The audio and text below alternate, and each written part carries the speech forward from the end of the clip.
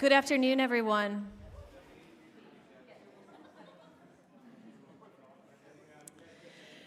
Good afternoon. May I request lighting of the ceremonial lamp, please?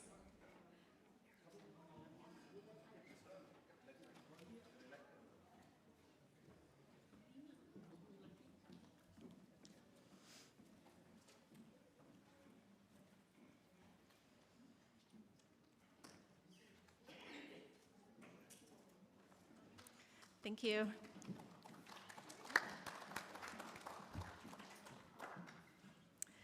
Well, welcome to the Memorial Art Gallery. My name is Sarah Jesse. I'm the new-ish director of MAG, and I'm delighted that all of you could join us for today's special presentation made possible by the Dogra Art Foundation.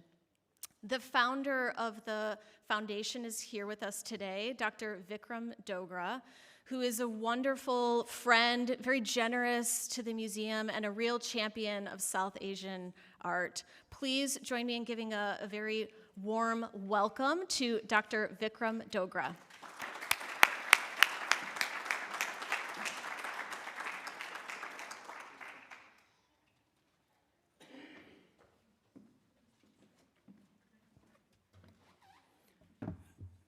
Jesse, thank you for a wonderful introduction. And it's always my pleasure to be part of this beautiful institution, which is doing so much for the community.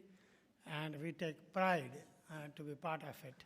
And thank you for allowing us to be part of this in all this and other endeavors which we are involved with.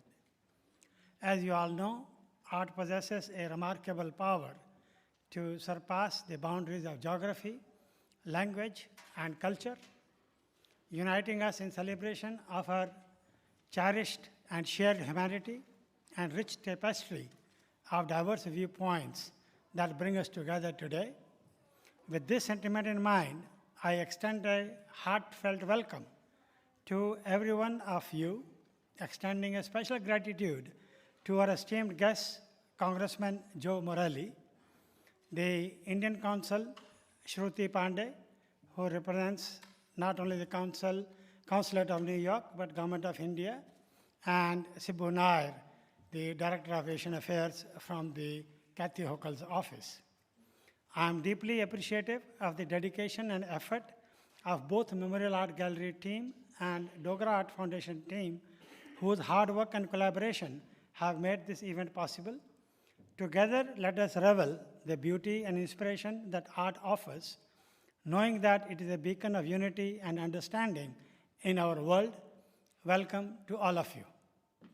With this, we would like to invite our Honorable Congressman Joe Morelle to the stage, and I would request Nalini Dogra as well as Consul Shruti Pandey to come and present the Shawl of Honor to Congressman Joe Morelle. Please.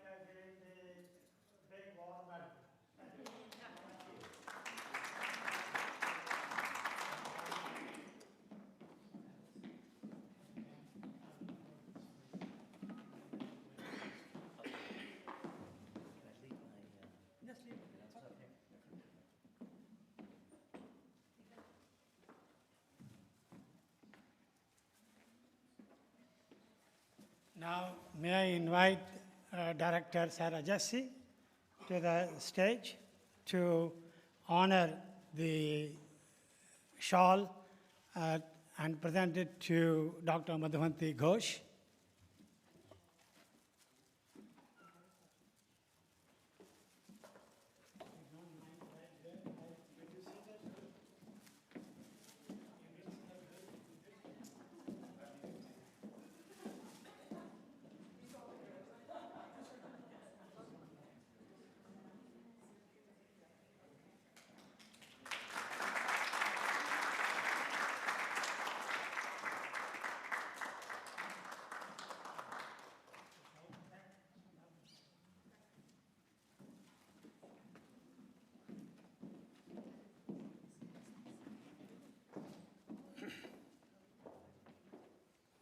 May I invite Honorable Joe Morelle to come and say a few words to the audience. Thank you.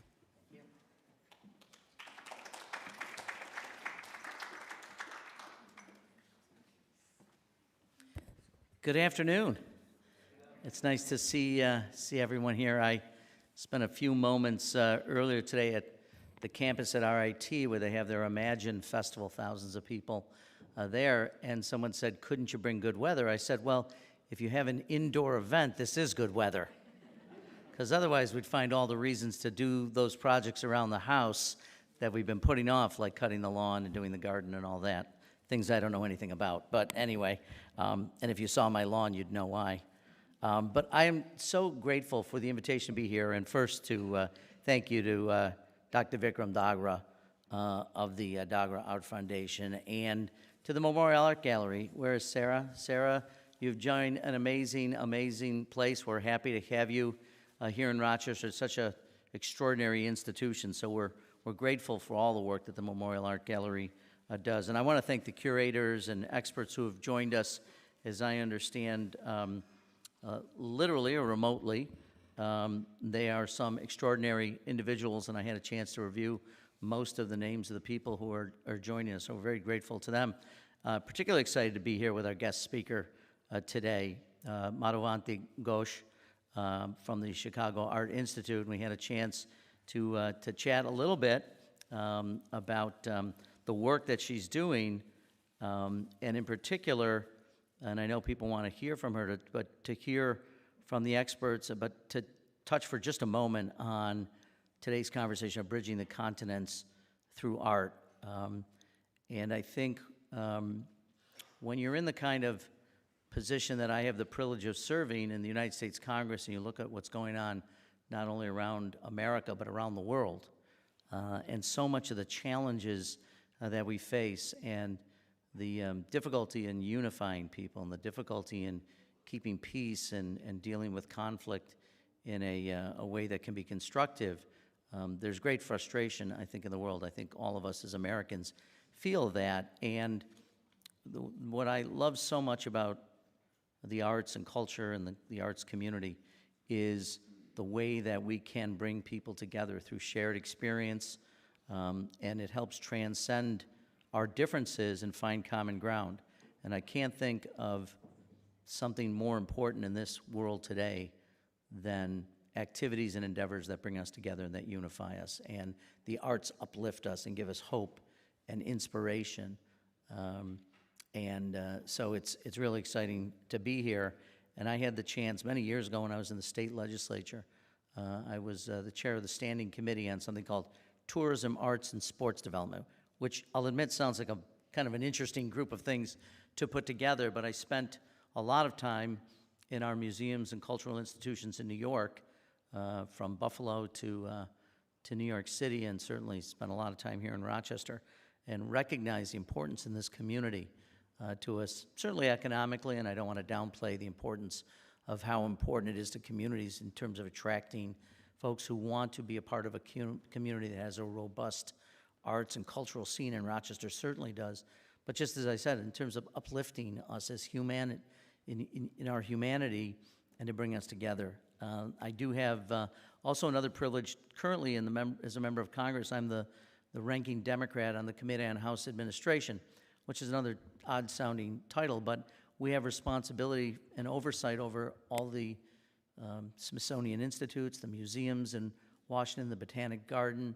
I might be an odd choice for all of this, but nonetheless, I have deep appreciation for it. And when you come to Washington, one of the amazing things about it is its arts and culture and history, which I think always motivates people to think about things greater than ourselves, to think about our community. And our community isn't simply a small community, it's the world community, and how do we fit within that, and how do we find, through that shared experience of art and culture, how does that bring us together and make us more human and allow us to work. So this is truly a great opportunity, and this lecture on South Asian art, in particular in Rochester, and bringing together the Nathdwara Art Foundation, the Memorial Art Gallery, and the experts who've joined us, and Dr. Ghose, all of this, I think just says a great deal about the people here who have hosted this and put this on, and it's an amazing opportunity to connect people of all backgrounds through art, fulfilling the mission of the Nathdwara Art Foundation, which its mission is to do this, to bring people together. So I'm excited to be here. I'm really grateful for the opportunity to say a few words and to be with you and to welcome Dr. Ghose and all the work that you do. I want to, one of the fun things I get to do from time to time is to thank people for their contributions, and I wanted to thank you, Dr. Nathdwara, for you and the foundation. So if I could, I have a little proclamation.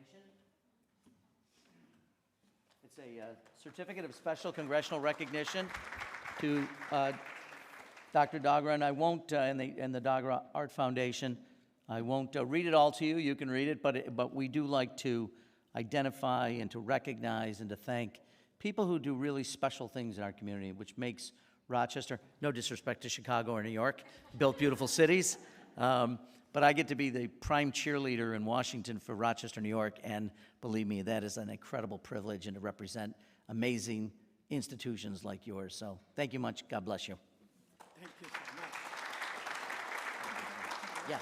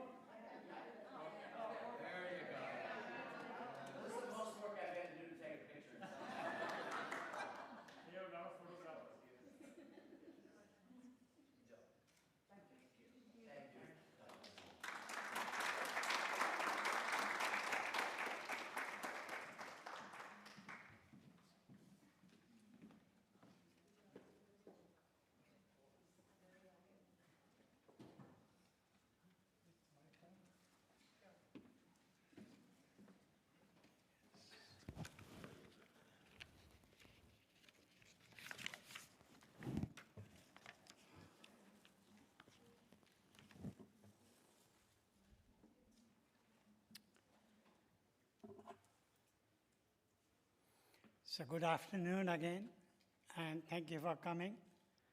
And it's my distinct privilege and honor to introduce Dr. Madhuvanti Ghose, who has traveled from Chicago to be present among us to deliver the lecture on bridging the continents, exploring South Asian art in service to Krishna, the artist of Nathdwara. Dr. Ghose currently serves as the curator, inaugural curator of the Alsdorf Indian, Southeast Asian, Himalayan, and Islamic art at the Art Institute of Chicago since 2007. She completed her undergraduates in India, Kolkata, a presidency college, very famous college if you know about India. She completed her post-graduation PhD from the London University, and she did her postdoc in the Ashmolean Museum after completing her PhD. and then she became professor of Asian art at the School of the Oriental and African Studies in London, which is part of the London University. And you should not be surprised, her thesis was the origin of image worship in the South Asian countries. She launched Alsdorf Galleries of Indian, Southeast Asian, and Himalayan Islamic art at the Chicago Institute. In 2008, it's just exactly 1 year after her arrival, that speaks volumes about her hard work and dedication. And this is one of the sculptures from the gallery which is displayed there. This is Lord Murugan, otherwise known as Lord Karthikeya, and otherwise known as brother of Lord Ganesha. She then launched the Indian Islamic Art Galleries in 2009. She has orchestrated series of exhibitions spotlighting the artistry of India, South Asia, serving as the vibrant platforms for fostering cultural exchange and enriching educational experiences. Her versatility is to skillfully curate various exhibitions, combining and blending the traditional, modern, and contemporary art, and bridging the gap in between and demonstrating an understanding of the culture. Her curation includes notable exhibitions such as Public Notice 3 by Jatish Kalat. This is the footsteps leading to the Fullerton Hall. And if you know, the Fullerton Hall is within the Chicago Art Institute. And this installation in the LED lighting was done by Jatish Kalat using the color coding of the codes which were used for post 9/11 event to depict the level of terrorism. And there is a similarity between Vivekananda's lecture on 9/11, 1893, and the 9/11, what happened in New York. So that is why this was a great event and great success. And this is the color coding which is used in the speech in the LED light shown by Jatish Kalat. Gates of the Lord is one of the biggest exhibitions, which I was also fortunate, along with my better half, to attend in Art Institute. And in this exhibition, what she did was she brought all the pichvais from India and from all over the world and showcased it in one place all at one time, and also demonstrated the technique of making the pichvai. And here you can see her standing in a beautiful sari with I think she is the Neeta Ambani, and she is Isha Ambani, and the previous director of the institute. And this is Ambani's or Reliance is the, I think, 7th or 8th richest family in the world. Her other exhibition which she curated was called India Modern, and there the paintings of the well-known artist Emma Hussain were shown. And you know, Emma Hussain is considered the father of modern Indian art, and he was also the founder of the Progressive Bombay Group. There were other 3 more members in that, and that started the new modern painting era in India, and Emma Hussain led that. And this is one of the paintings depicting the traditions of India, which was exhibited, and this was commissioned by another billionaire, Mittal family from London, and you know, they own the steel business. This is celebrating Holi. This is celebrating the watering of the Tulsi plant, otherwise known as basil plant, which we use quite often. And here you can see a celebration of Diwali and Sharad Purnima being depicted with the full moon. Dr. Ghose has a great passion to promote Indian and South Asian art in North America. To that effect, she created Vivekananda Memorial Program in collaboration with Government of India. It's a very formal program in which many artists, many exhibitions are held under the tutorship, if I can use the word, of Dr. Madhuvanti Ghose. Many curators come, a lot of exchange programs happen. This is a very formal program which is run by them and is very, very successful, and they also hold a lot of great exhibitions. And the last point, the reason it's called Vivekananda Memorial is paying homage to Swami Vivekananda, who is one of the greatest philosophers from India. He gave his lecture in this institute in 1893, 9/11. That's why she named this after him. And this is how the Art Institute looked at that time. This is the Fullerton Hall, which as it looks today. And this is the footsteps leading to that hall where Vivekananda gave his first speech, and when he addressed the Americans by saying, "Sisters and brothers of America." This is a plaque which has been installed there to commemorate the occasion. Dr. Madhuvanti Ghose has written many articles, reviews, lectures, and all that, but one of her very important books is called The Gates of the Lord. It's a must-read for Pushti Marg. Pushti Marg is the people who follow Shiranath Ji. That's the topic of discussion today. And it has many, many vivid pictures, hundreds of them. You will enjoy it. She also created what is called Artists of Nathdwara, and she's going to talk about it in detail because she is very much interested in preserving the ancient techniques of Indian painting and art, specifically from Nathdwara. So she created this foundation, and there are 400 artists who participate in this, and this tradition is about 400-year old, which she is trying to preserve and help and promote these people. And this is the website. If you are interested in commissioning a pichvai, which she is going to talk about, you can visit this site and commission a pichvai for your house.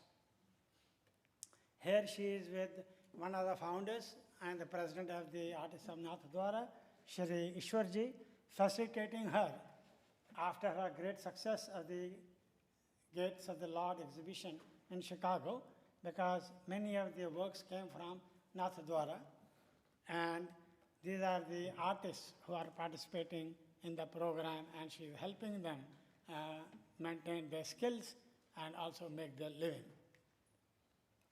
She has been honored with many, many awards.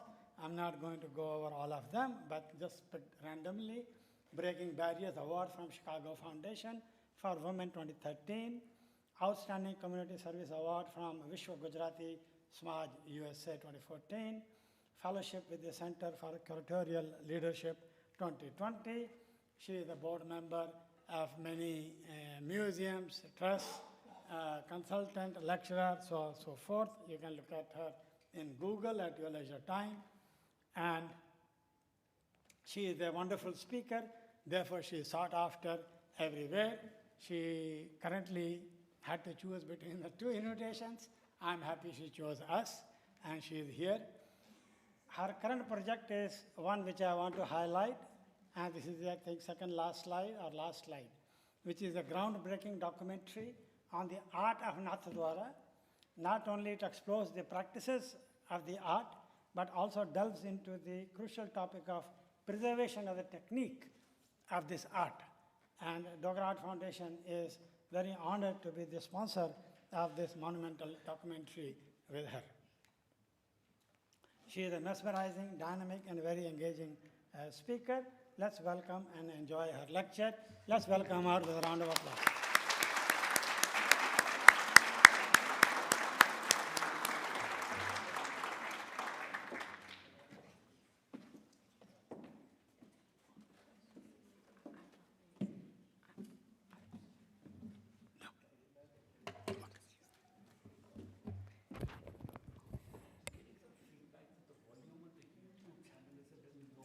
Okay. Okay.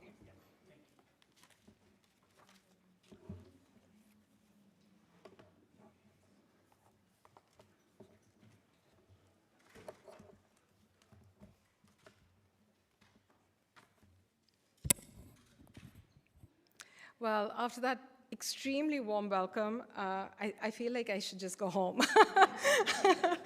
So, Vikram, the Dogra Foundation, the Memorial Art Gallery, thank you so much, and Congressman, thank you so much for your extremely warm welcome and your invitation to speak here today.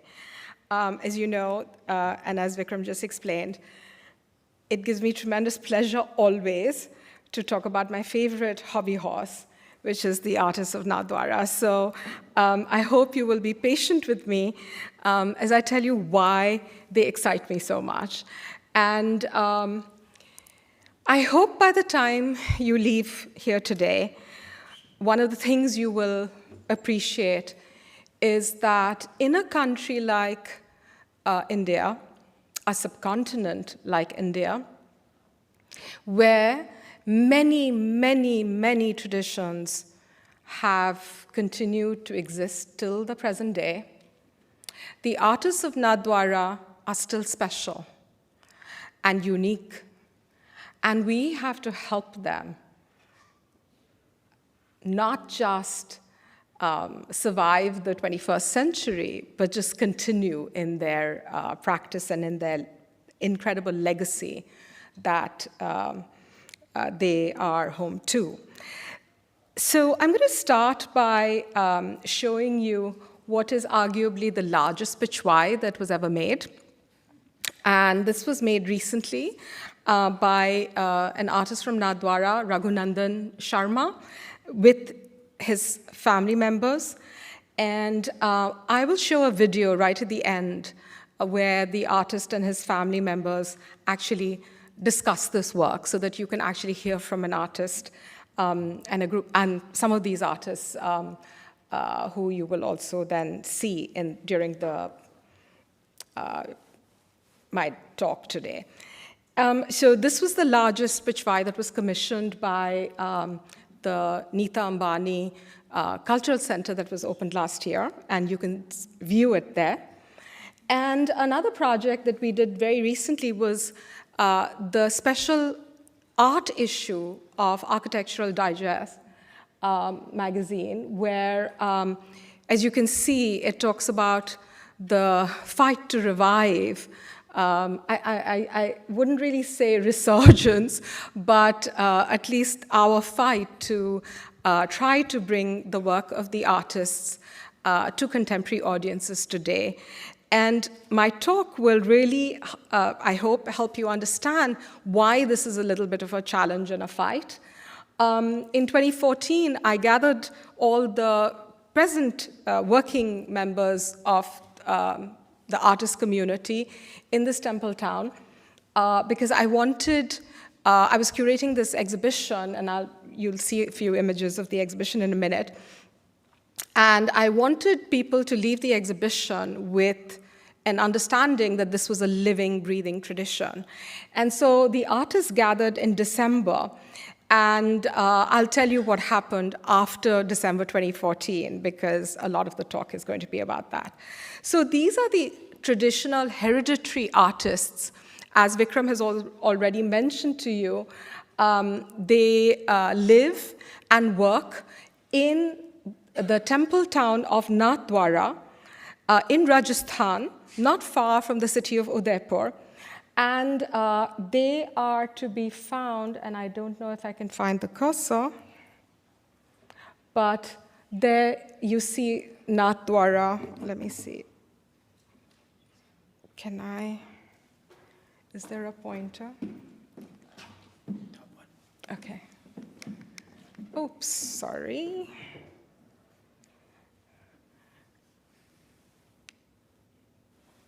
Okay, there you go. Okay, and that's where Nathdwara is. And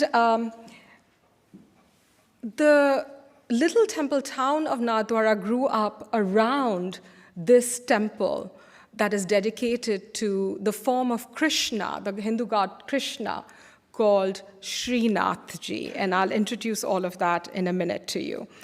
And it is in these by-lanes that the artists live, and it is traditional for the temple and all the buildings that belong to the temple to be refreshed after the festival of Dasara. And so between Dasara and the New Year, which is Diwali, the artists repaint the wall murals of the temple. And these are pictures taken about a year ago. So this is something that the artists of Nathdwara do as their personal service to Krishna, to this temple. And the artists of Nathdwara were renowned in the last couple of centuries, not only for the work that they did, but also for the important mural painting traditions that they have created in and around Nathdwara. So here you're seeing one of the sites in Nathdwara, if you were to go there today, with older wall paintings. And in the area around Nathdwara as well, in Udaipur and places around Udaipur and Nathdwara, you will see incredible wall paintings that were all done by the ancestors of today's artists. And so the artists were really renowned for artists from all over India would come to Nathdwara to learn painting and the traditions of traditional Indian painting from the artists of Nathdwara. But today, if you go to Nathdwara, it's going to be difficult to see examples of that. Not only are the murals fading, but in the by-lanes, the bazaars around Nathdwara, you're going to see these kind of very gaudy, embossed images of the god Krishna in his childhood form. And it's very rare for you to see the beautiful paintings or the pichvais that I'll tell you a little bit more about in the by-lanes around the temple. In order to find the artists, you have to go behind the temple to a little hill. And in Nathdwara, everybody assesses when they came to Nathdwara according to how close they lived to the temple. So the artist community who came and lived just behind the temple in what is called Chitrakaraki Gali, or the Painter's Alley, it's like a little hill behind the temple, they are supposed to have come, at least 5 families of artists are supposed to have come with the image of Srinathji to this place around 1672. And the other group of artists who came a little bit later, like around the 19th century, they lived not that far away, but they're not the oldies. So everything is measured according to when people came and their association with Krishna in this temple town, which actually just revolves around the worship and veneration of Krishna. And all of you sitting here probably have very grand visions of art, the artiste, part of our Enlightenment vision of the way we think about the great artist. But in fact, this is how the artists of Nathdwara continue to practice. And here you see Kanhailal Sharma-ji painting a pichvai, and that is how a pichvai is painted. Often they are painted in sections because their homes are not large enough to actually open up the entire pichvai, which is why you will see that largest pichvai in the world that was being painted, they actually had to hire a hall to paint it. And I'll show you that later. So I keep talking about a pichvai. What is a pichvai?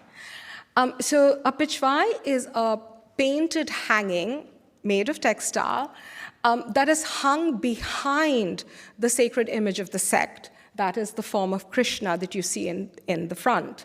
So the form of Krishna with his hand held up in the gesture of lifting Mount Govardhan is the sacred image that this sect follows. And the pichvai, think about it like a theatrical setting, because that's what it was. And here is what these pichvais look like. Now, one of the things you have to realize is the importance of painting is because you can't take photographs inside the temple. So even the paintings you're going to see, the artists are not allowed to sketch inside. They have to visually take in what they're seeing and then come home and sketch that and paint that. So photography is very, very rare. And where you have photography, like this exquisite pichvai that is completely embroidered in Zardozi with real gold and silver. The depiction of the sacred images is just a painting because you cannot show the sacred images of the sect.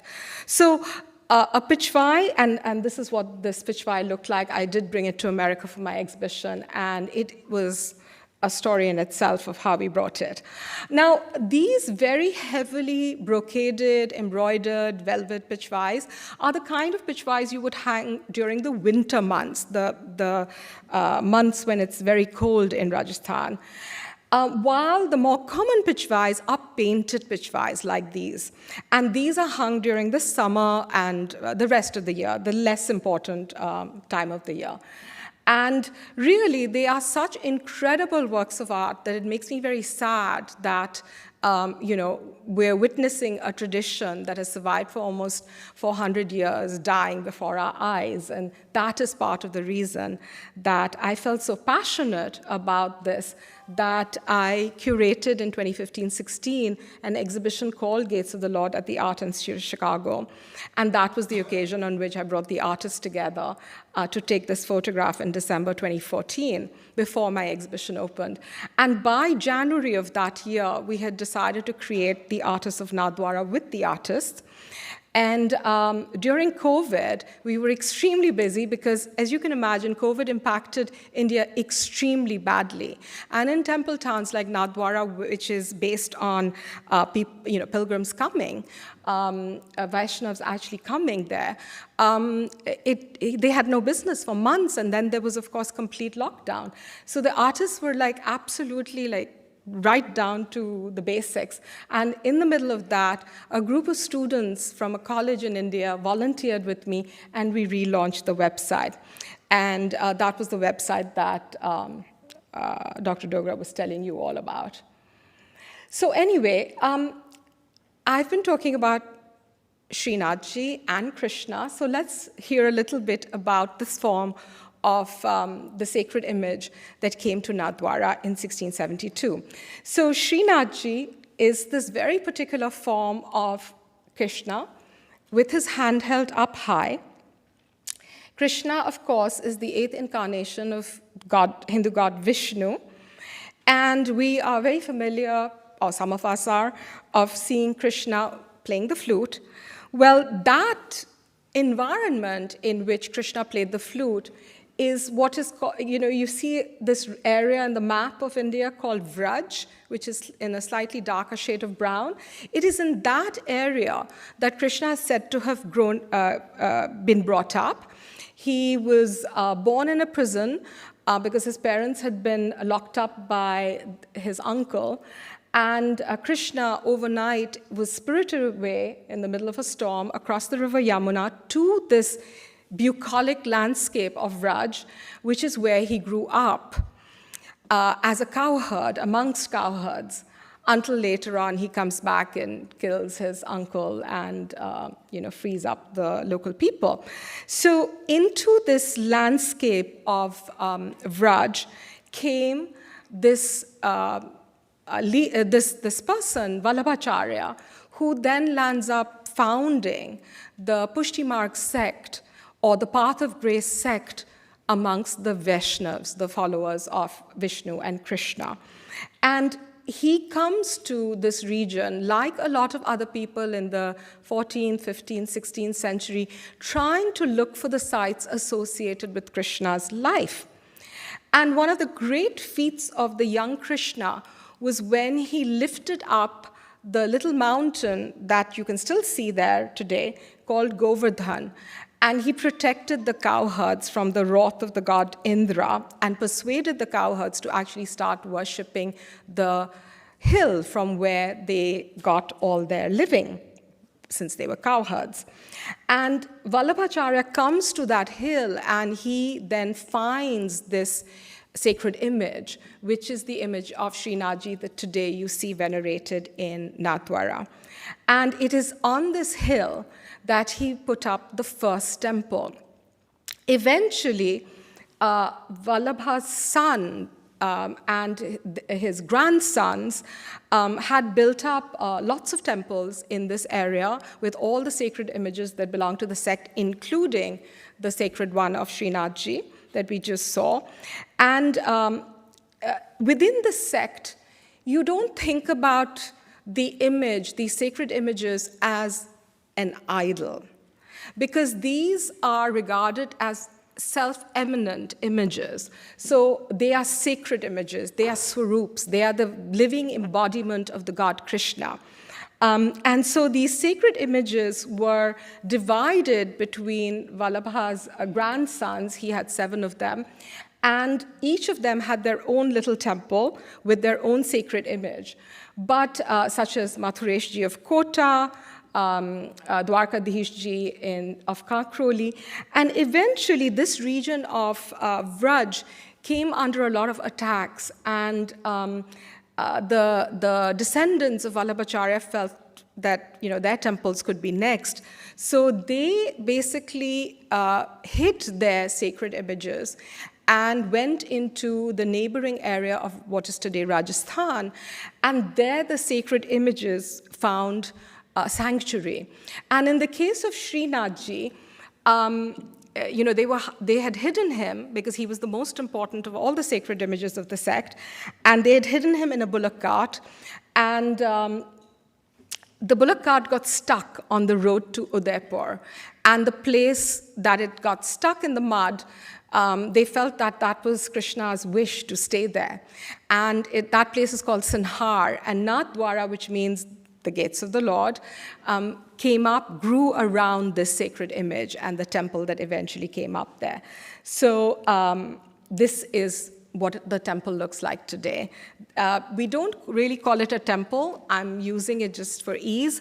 This is called the Haveli or the Nandalaya of Krishna, meaning it's the home of Krishna. So it's like a recreation of that area where he grew up, Vraj, in Rajasthan. And the form of Krishna that you're seeing as Srinathji lifting up Mount Govardhan is a child Krishna, a Krishna who is around 7-8 years old. And so how would you treat your child who is 7-8 years old? You would pamper your child, you would, gently wake him up on winter mornings, you would shower him with praise, you would decorate him and give him new clothes every 5 minutes. And that is essentially what happens in Nathdwara. There are 7-8 times of the day when Krishna is venerated with what is called seva, or loving service to him. And he is entertained with music that is appropriate to the time of day. He is offered food that is appropriate to the season and the time of day, and shringar, which is called adornment. So he is adorned according to the time of day and the season. So for example, in the summer, when it's very, very, very hot, the adornment of the shrine as well as of Krishna is all in white, the thinnest of muslins. Water is poured on the marble floors to keep Krishna cool. And fragrant flowers are offered to him. So this is a bower made of roses, to keep him cool and scented. And this is the time of the year when Krishna would frolic in the many tanks and ponds in the river Yamuna in the Vraj region. So that is being recreated in the pichvais that you offer at this time of the year. And of course, gorgeous lace pichvais and pichvais in very soft colors evoke this sense of play in the river. And then you slowly ease from summer into the monsoon season, which is much awaited. And that is when, there's a lovely breeze, just as the monsoon rains are coming, and you're swinging in your, swings that come up in the gardens. And that is the time when you show pichvais like this with the peacocks, because Krishna himself was like a little peacock. So that is being evoked in these peacocks. And peacocks, of course, dance as the rains are coming. This is also the time of his birth, which is celebrated with great joy at the temple. And then comes the autumn and the big harvest moon. And this is a time of great poetry. And again, these all-white pichvais are shown at this time. And some of the biggest festivals of the sect happen at this time, including Sharad Purnima, which is when you dance the Ras, which is the circular dance where under the full moon, Krishna danced with all these cowherdesses, where every single cowherdess or gopi thought that Krishna was only dancing with her. And then comes the festival of Gopashtami, which is when Krishna first became a cowherd. And you will see some spectacular pichvais that show Krishna as a cowherd. And then in the winter months, you have these very, very rich brocades and velvets that come out in bright colors because it gets very, very cold in Nathdwara. And then, of course, comes spring. And that's the time of Holi. And so you play Holi with Krishna. And this goes on for days, 30, 40 days of celebrating with Krishna, culminating in the festival of Holi. And then the whole cycle starts all over again. Now, who were the people who were patronizing these artists? Well, what we have understood, at least at the beginning, was that the big patrons were the heads of the sect. So they're called Tilkayats, and they were the force, to be honest. They were the tastemakers and the family members who were all descended from Vallabhacharya, the founder of the sect. And so they had their own houses with their own sacred images, and they were essentially the people patronizing. But out of them, there were a couple of people who really stand out. And I'm just going to point out a couple of those people. So there was a Tilkayat in the early part of the 19th century called Damodarji II, popularly called Dauji Maharaj, who was very powerful. All the local rulers from the neighboring states like Kota, Mewar, which is the state of Udaipur, Jodhpur, and other places, they would all come to Dauji Maharaj to get him to resolve their problems. And this is the period when a very unique style of painting starts to evolve in Nathdwara, which today we call the Nathdwara School of Art. And the other patrons were, of course, the heads of some of the important temples, like the temple at Kankroli, which is not very far, or the priests in the temple at Mathura. And you can see exquisite paintings emerging at this time, and some of the most beautiful pichvais as well, because they were connoisseurs, they were rasics, and therefore the kind of painting that you see emerging in the early part of the 19th century is truly remarkable for what is a temple town. And then the high watermark, the period that changed Nathdwara forever, was the period when Govardhan Lalji was the head of the temple.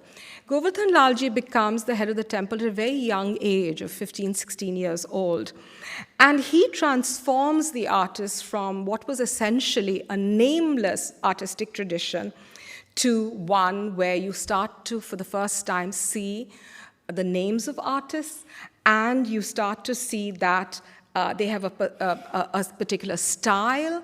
And of course, this is also a time at the turn of the century, between the 19th and early part of the 20th century, when there's a lot of Western influence, Victoriana, postcards and drawings and all kinds of, and new pigments come into India, and not just India, but to this temple town as well.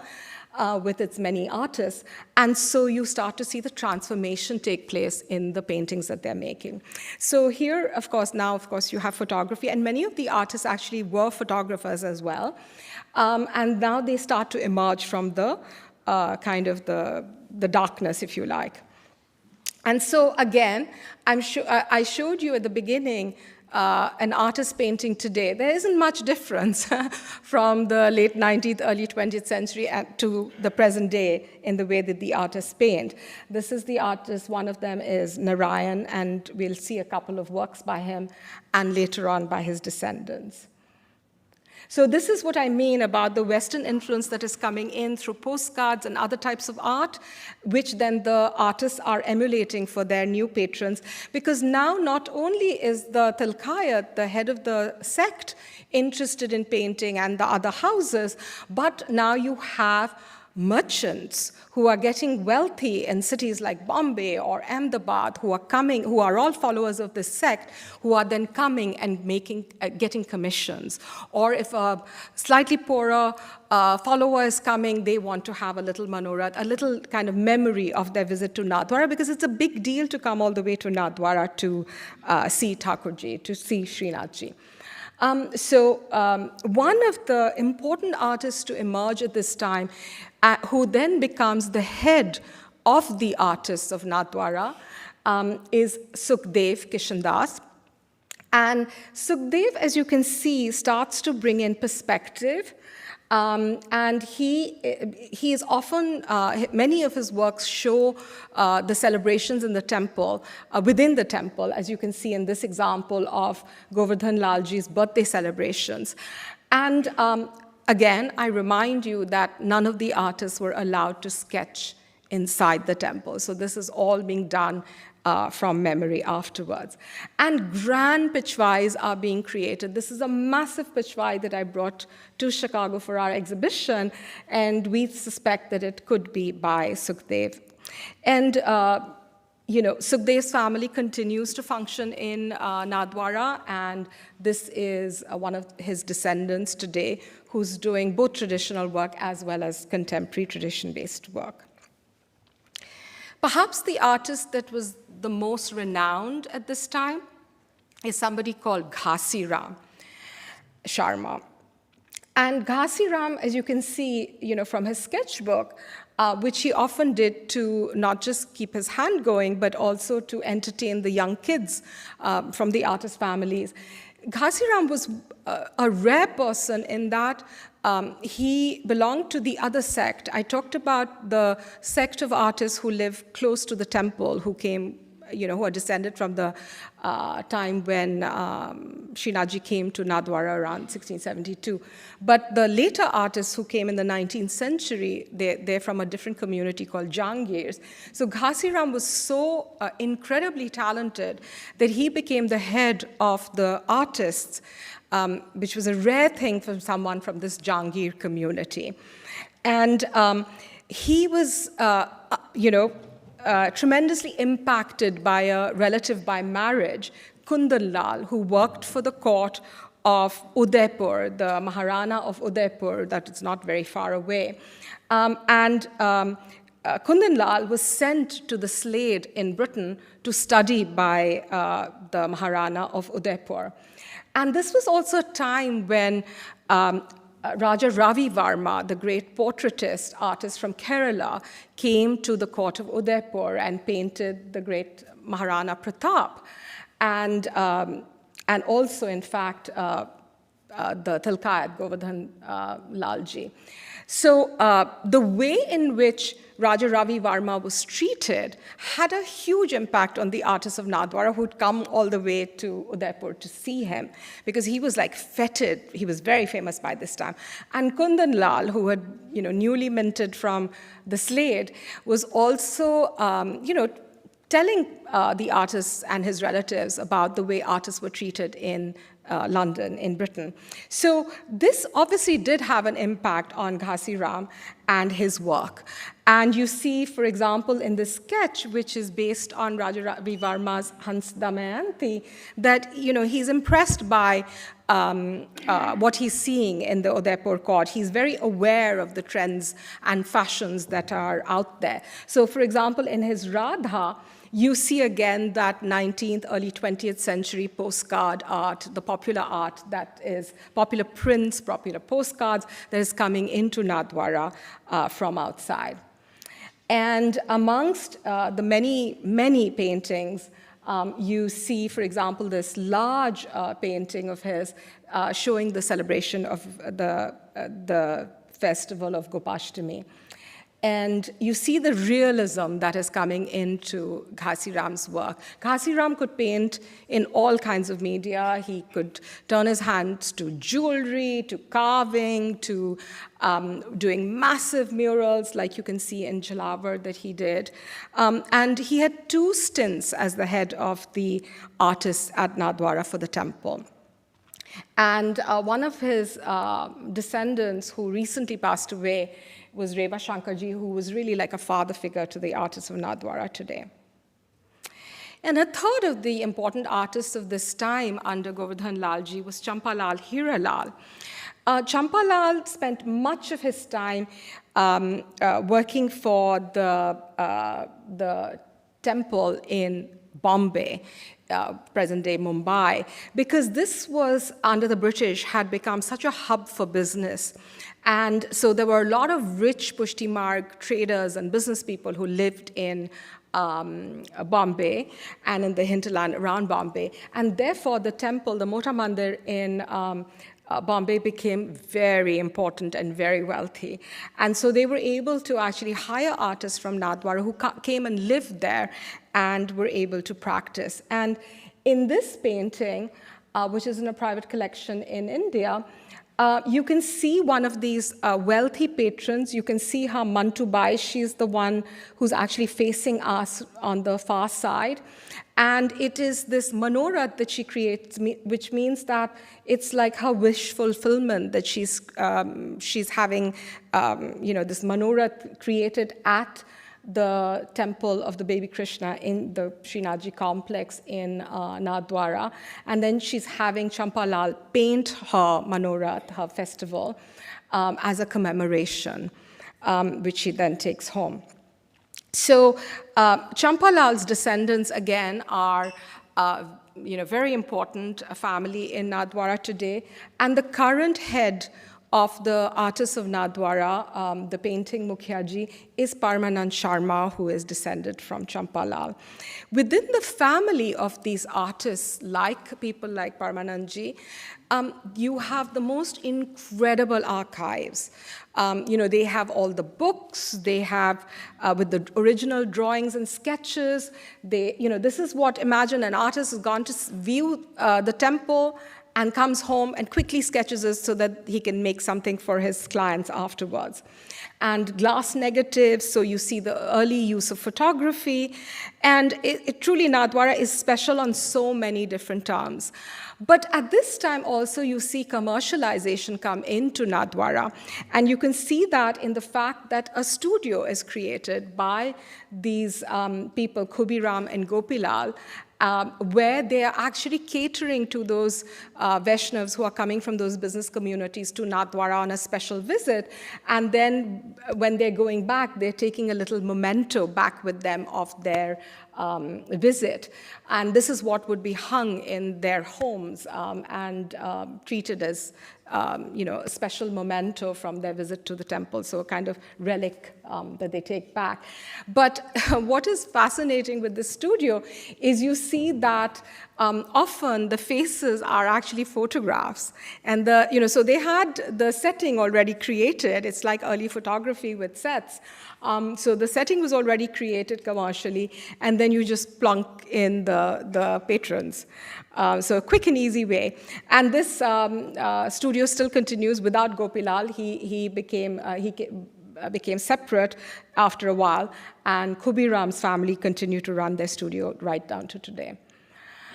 The person who bridged between Govardhan Lalji and the present day was an artist called Narottam Narayan. He was the son of Narayan, with whom we started at the beginning.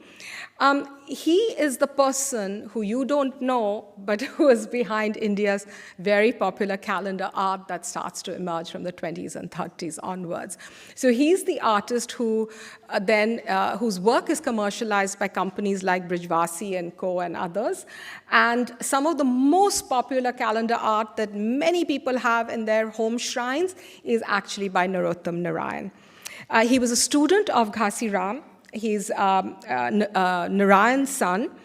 And you see him playing with, again, those early drawings and prints that are coming in from Europe, but he's, of course, using them to tell the story of Krishna. And important works like this starts to go into the commercial market and then becomes the most popular thing ever. And a descendant from this family is Lalit Sharma, who Dr. Dogra and his family know very well. He studied, in proper art school and does these very large canvases. And his son, Kapil Sharma, works with digital media and is very inspired by the art of Nathdwara, but prefers to work on it using digital techniques. And here are a couple of examples of his work. And here is a work that if you are ever in the Terminal 2 in the airport, the international airport in Bombay, in Mumbai, the Chhatrapati Shivaji International Airport, you will see a work where father and son have done together. And just to finish off, just so that you realize that this is a living, breathing tradition, here's Rajaram Sharma, one of the very well-known pichvai artists practicing today. He's an example of his work in a private collection in America. And we saw these beautiful wall paintings done by Kanhaya Lalji from Nathdwara in Dungarpur, which is not very far away. And that is his descendant, Yogendra Sharma, who's doing a lot of work for the temple nowadays. And in a very male-dominated field, there are women artists emerging where fathers are teaching their daughters when they show interest. And amongst them is Madhuri Sharma and her sister Taruni, who have been who studied with their father and are doing incredible work. They're very rare and therefore need a lot of support from us, but it is wonderful to see some women artists emerging too. At this point, I'd like you to hear from the artists. So for those of you who don't understand Hindi, I would request you to read what is written at the base, but I think you will get the message of the story from the video.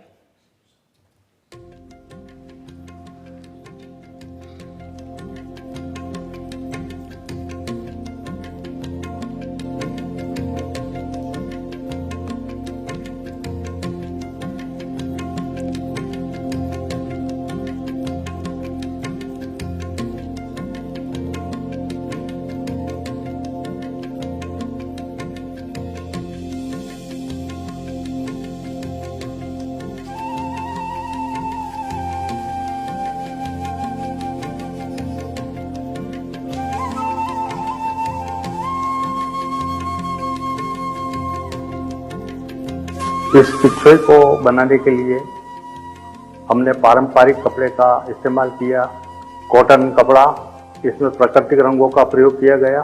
पिछवे के बारीक काम को करने के लिए पीढ़ियों से चली आ रही रंग बनाने की तकनीक का प्रयोग किया है। पिछवे में 24 कैरेट सोने का इस्तेमाल किया। पिछवे बनाने की यह पद्धति हमारे परिवार में पीढ़ियों से चली आ रही है।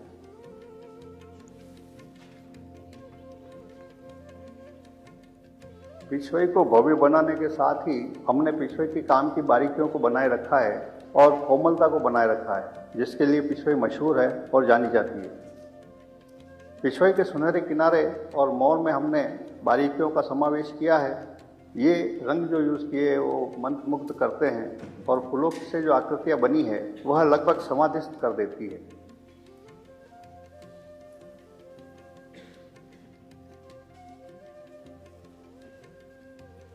नाथद्वारा के कलाकारों की पिछवे बनाने की परंपरा को जब बड़ी संख्या में लोग देखेंगे तो इस कला को नई पहचान मिलेगी। पिछवे पेंटिंग बहुत बारीकी से बनाई जाती है क्योंकि ये भगवान कृष्ण को समर्पित है। हमारे लिए बड़े गर्व की बात है कि इतने बड़े मेहनत से बना हमारा यह काम मुंबई की प्रतिष्ठित जगह पर लगा है, जहाँ समाज के अलग अलग तबकों के विभिन्न हिस्सों से लोग आकर हमारी पारंपरिक कलाकृति को देखेंगे। कोविड की परीक्षा की घड़ी में परंपरागत कलाकारों को कठिनाइयों का सामना करना पड़ा, अब एक नई आशा जगी है और इस पारंपरिक कला को और फिर से रुचि बढ़ेगी।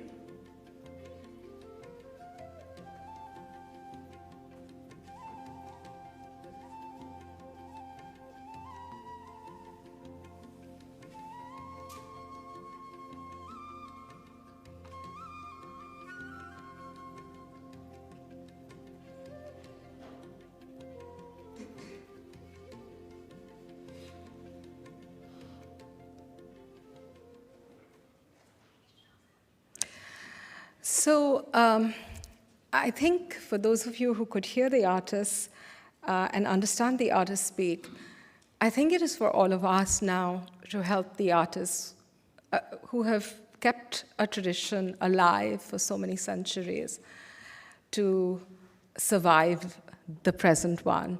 And in the past, their support came from the temple, the heads of these different temples of the sect. But today, it's really all of us. And so I would like to urge all of you to look at a pichvai with different eyes when you happen upon one, and help us actually to preserve all of these incredible traditional arts that have survived, because contemporary art isn't of only one sort. It is also when it is tradition-based. And in South Asia, we don't do enough to help preserve and get our traditional contemporary arts better known, so that these artists are known as individual artists. And part of my work with the artists of Nathdwara is so that each of you know the hand of the artist who has made the work for you. They cannot go back into anonymity again. Thank you so much.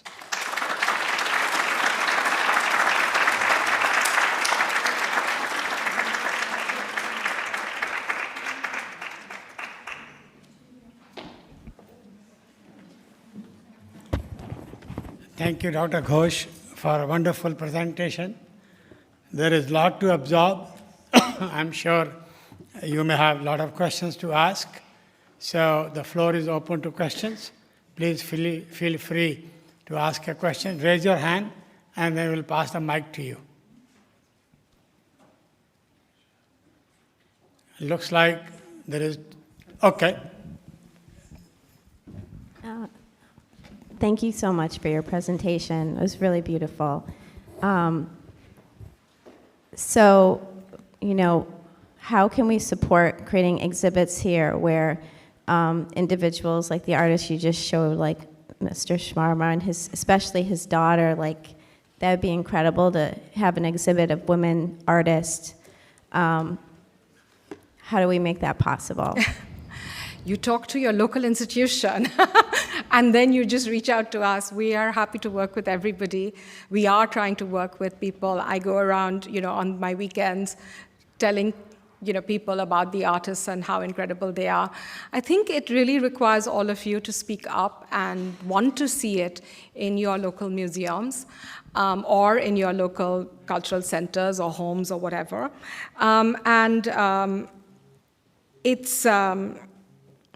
And you'll see it if you get involved. The entire Artists of Nathdwara is run by volunteers. You saw that during COVID, we, a group of, college students in India volunteered to create the website. So none of us are actually doing this for any other, with anything else in mind.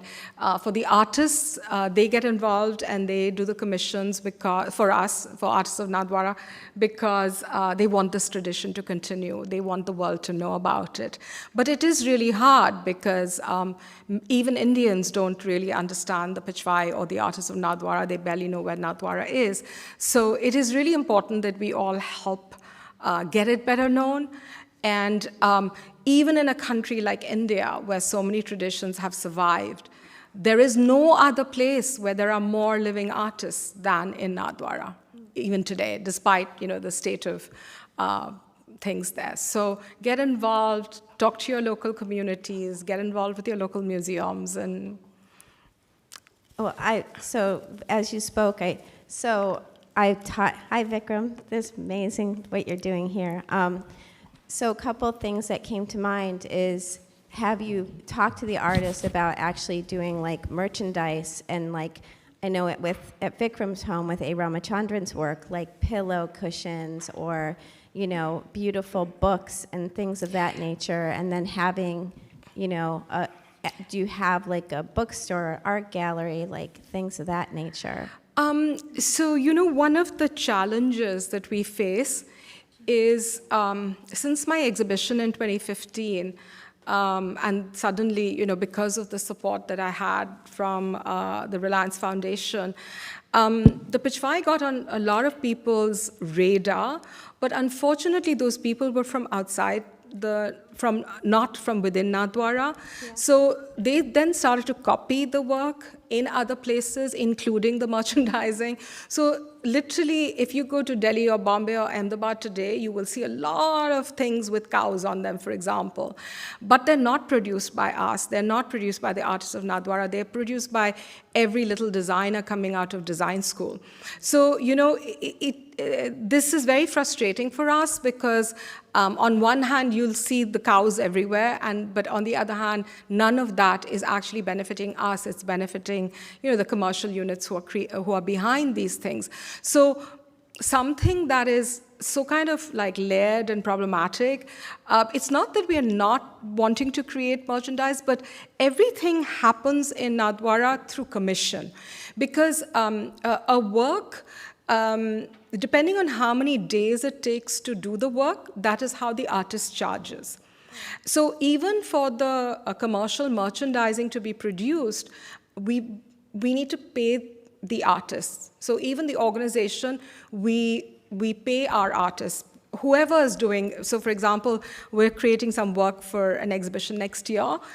You know, we want to use many artists of Nathdwara so that the work kind of gets distributed. But we want to use as many types of artists as possible. But even for merchandising, we would need to have somebody like back it.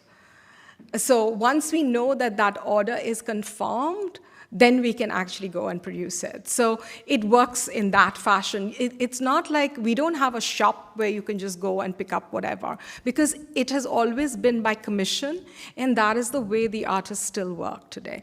If you want commercial work, you'll see like the bazaar stuff that I showed at the beginning. That's what you will get in the bazaars, you know, and that's unfortunately what a lot of people walk away with because it's available. How about? So we have more questions. Liz, you can talk to her at the tea time. That would be wonderful. Dr. Question, Ghose, please. can Yes. you hear me? So my question is, what brought you to that Nathdwara? That's a really good question. So can you please repeat the question she asked? Of course. So the question was, what brought me to Nathdwara? What got me interested in Nathdwara in the first place? So my mother was an artist, and she, like a lot of very well-known artists, including Ramachandranji, they have always known about the artists of Nathdwara. Nathdwara was very special for artists. So we were on a little family trip when I was very young. And my mother, we were in Udaipur and nearby, and she insisted on us going to Nathdwara. And because she wanted pigments from there, because the artists had amazing pigments that they made naturally. And so I remember going to see the temple and being absolutely awestruck by the splendor and the beauty. It just, no one who can go to Nathdwara can come away, you know, unchanged. But way back later, when I was studying in Britain, I had the great fortune to be able to study the religious texts and the sect, and I got fascinated by its aesthetic traditions. But more recently, I went back to Nathdwara in 2011-ish, and I was horrified by what I saw in the bazaar. You know, I showed you some of those works. And and then I spent a bit of time, talking to artists and their families. And most of them said to me in Hindi that, especially the wives, that, Nathdwara is changing so rapidly, there's this new expressway coming, and my son, I don't want him to become an artist. And, this is from a family that have always been artists, because my son is studying in Bangalore or wherever, and he's going to be, something else. And while the husbands would sheepishly say, no, this is still a very important thing, I came away so disturbed from that visit that it stayed with me for a very long time. And I kept saying, and I remember writing in my journal at the time that, oh gosh, somebody needs to do something about this, because this tradition that I've seen from childhood is dying before my eyes. And then after a very long time, back in Chicago, it occurred to me that had to be me, because for whatever reason, I knew this tradition, I'd studied it, I'd written papers on it. And so that's how my journey began. And as you can see, my exhibition finished many years ago, and I'm still coming on my weekends to talk about the artists of Nathdwara. Awesome. Thank you. Thank you so much for a wonderful presentation. Now, I would invite Director Sarah Jesse to kindly present the plaque for her contribution to this visit.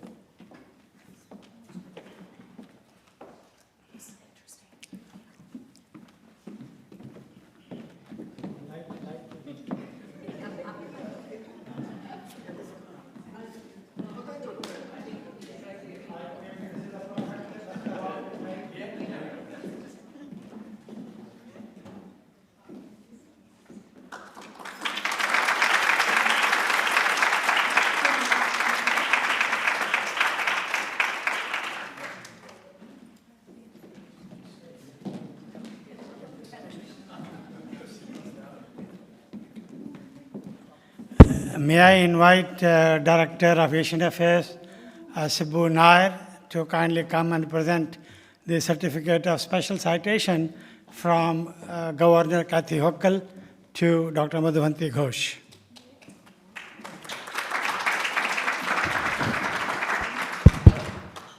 Good afternoon, everyone. I'm not scheduled to speak, but I just grabbed the mic. Sorry. Let's give a round of applause to our wonderful curator and the co-founders of Dograd Foundation, Dr. Dograji and Naliniji. Thank you for bringing this wonderful artist to New York. I know we have some prominent individuals here, our Councilman Naveen, Congressman just left, and Shruti Pandey from the consulate. I don't want to take too much time, but just want to give a special citation from the governor's office. When it comes to citations from the office, it takes time, but they understand your work. The governor really appreciates that you came to New York for this wonderful gathering, so thank you. Can I request the founders and Naveen, Shruti Pandey, please join. Nalinji, please come on. And of course, the director of MAC, thank you.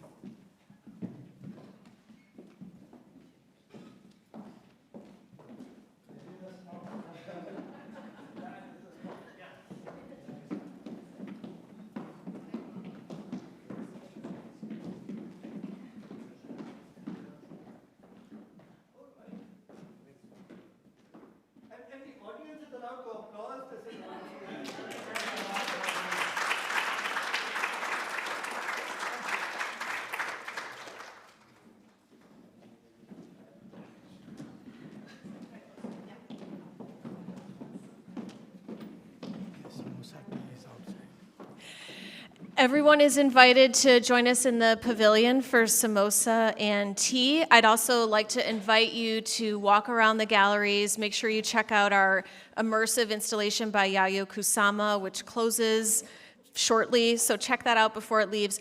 Thank you all so much for being here. Thank you to the Dogra Art Foundation, and thank you to our wonderful scholar. Thank you.